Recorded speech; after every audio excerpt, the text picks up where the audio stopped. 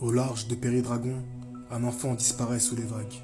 Pendant 3 jours, tout le monde le croit mort. Pourtant, lorsqu'il revient à la surface, ce n'est plus le même garçon. Avant ce naufrage, Patchface était un jeune esclave particulièrement intelligent, acheté à Volantis par Lord Stephen Baratheon, qui n'est d'autre que le père de Robert Stannis et Renly. Rentrant à Péridragon, Stephen comptait offrir ce garçon extraordinaire à sa famille. Le navire est emporté par une terrible tempête. Tous les passagers périssent, y compris Lord Stephen et son épouse. Tous, sauf Patchface. 3 jours plus tard, son corps est retrouvé vivant au milieu des flots. Depuis ce jour, il ne parle plus normalement. Il passe son temps à chanter d'étranges comptines que tout le monde prend pour les paroles d'un fou. Pourtant, au fil des romans, plusieurs de ses chansons semblent annoncer des événements avant qu'ils ne se produisent.